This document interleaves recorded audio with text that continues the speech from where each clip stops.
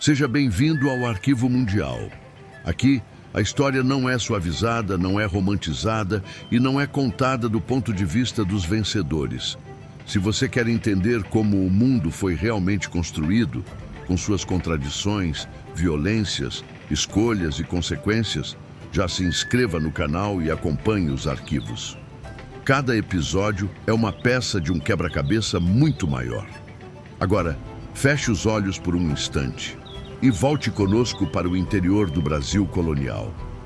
Muito antes de Palmares ser tratado como uma ameaça existencial ao sistema colonial, muito antes de sua cabeça ser exposta em praça pública, Zumbi foi apenas uma criança. Nascido em Palmares, provavelmente por volta de 1655, Zumbi veio ao mundo em um território que não era colônia, não era vila portuguesa e não obedecia às leis da coroa. Palmares era outra coisa. Um espaço construído por fugitivos, africanos escravizados, indígenas perseguidos e homens e mulheres que haviam rompido com a lógica da submissão. Zumbi nasceu livre, algo raríssimo em um Brasil dominado pela escravidão. Mas essa liberdade inicial não duraria. Ainda criança, durante uma das expedições portuguesas contra Palmares, Zumbi foi capturado. Arrancado do quilombo, separado de sua gente e levado para longe da Serra da Barriga, ele foi entregue a um padre. Recebeu o nome cristão de Francisco e passou a viver sob tutela religiosa.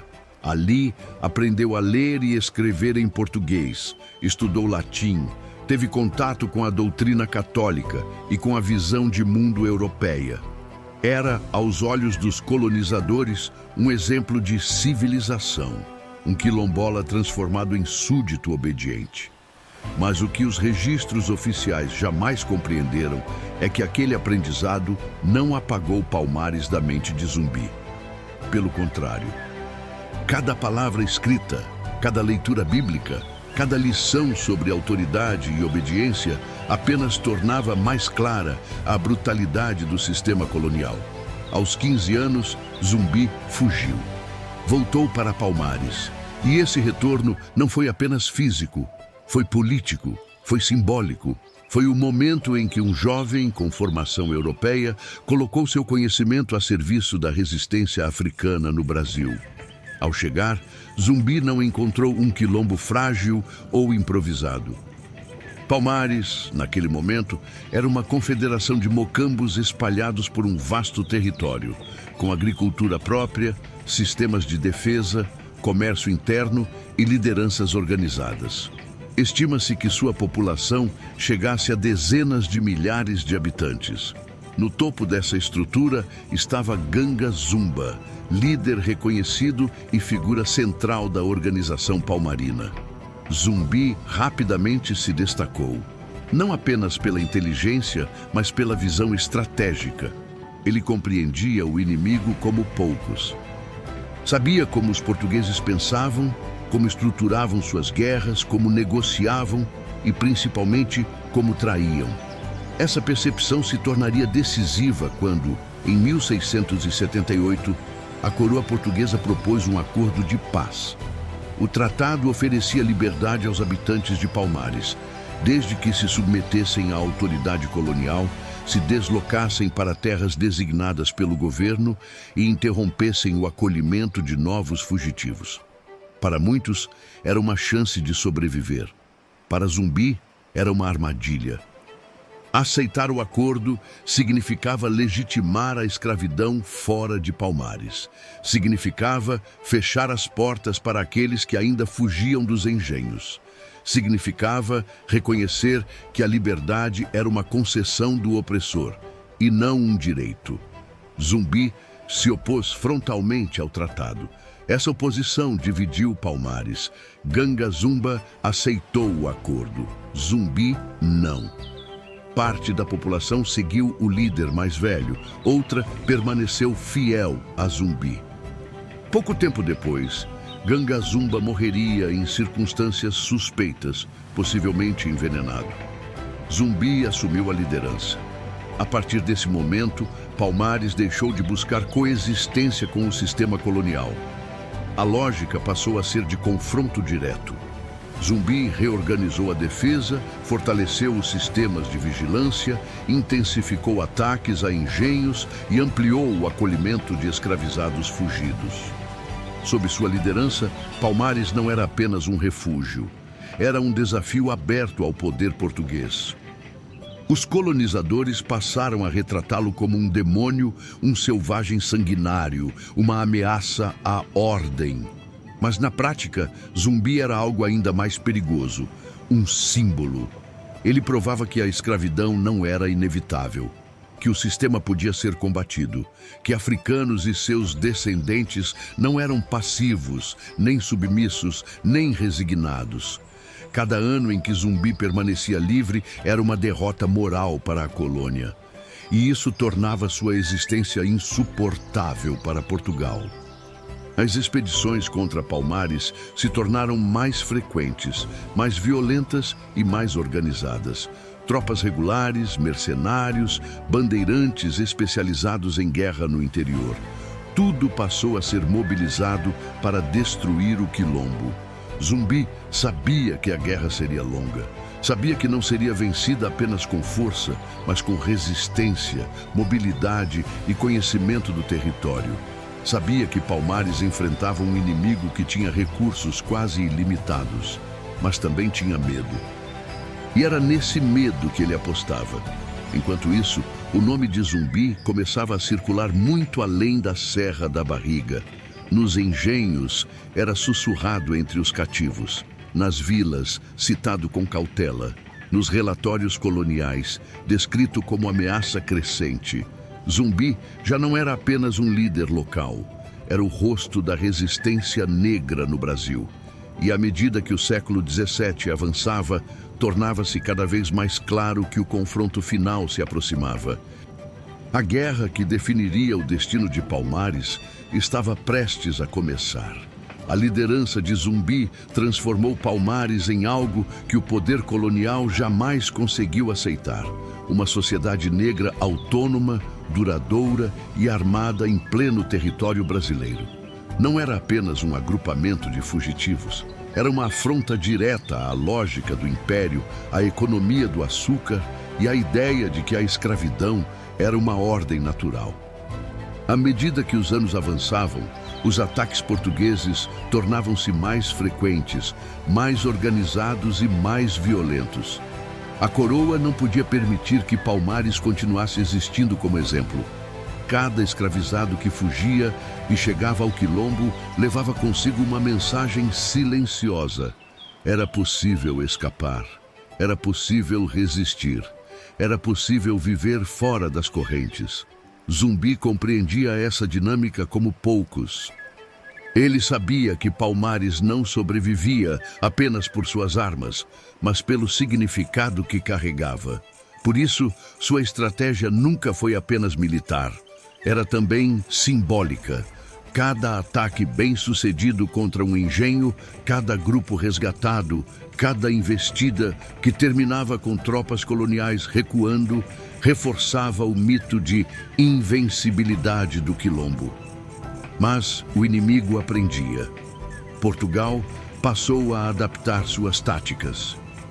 As expedições deixaram de ser simples incursões punitivas e passaram a ser campanhas planejadas.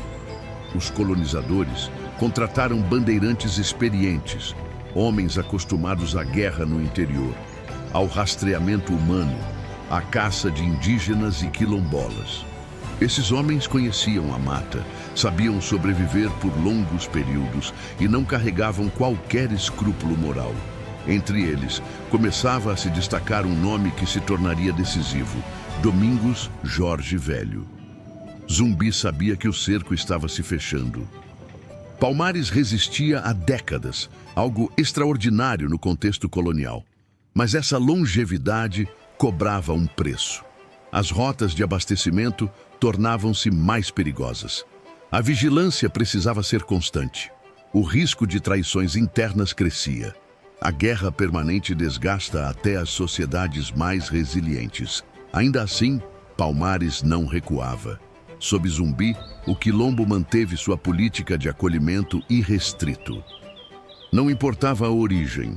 Africanos de diferentes etnias, crioulos nascidos no Brasil, indígenas perseguidos, até mesmo alguns brancos pobres e desertores encontravam abrigo.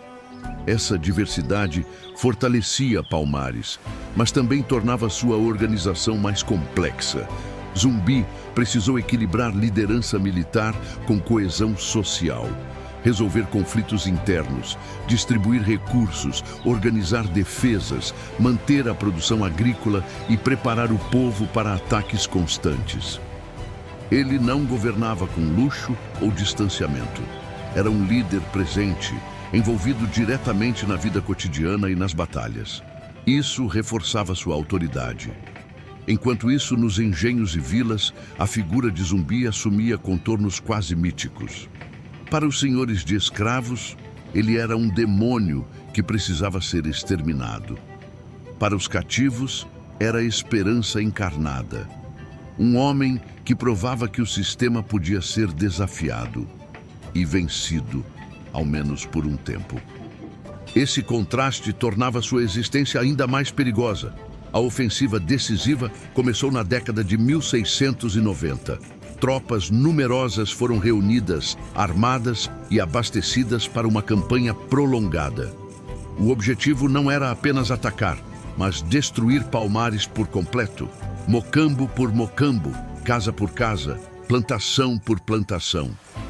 O cerco foi lento e metódico. Os portugueses passaram a atacar as áreas periféricas, isolando os núcleos principais. Queimavam roças, cortavam rotas de fuga, capturavam moradores para obter informações. Cada avanço era pequeno, mas constante.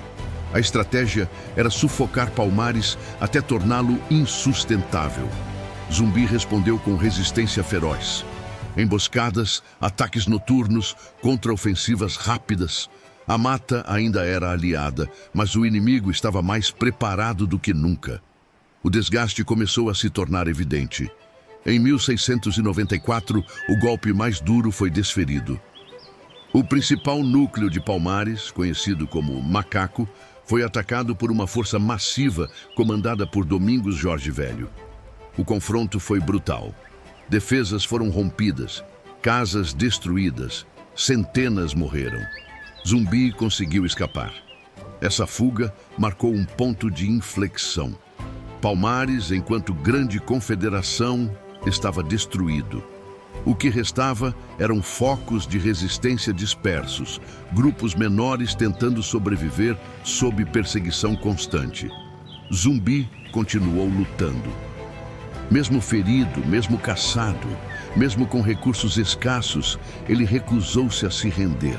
Durante meses manteve-se em movimento, reorganizando sobreviventes, atacando quando possível, evitando confrontos diretos. Sua simples sobrevivência era um desafio à vitória portuguesa.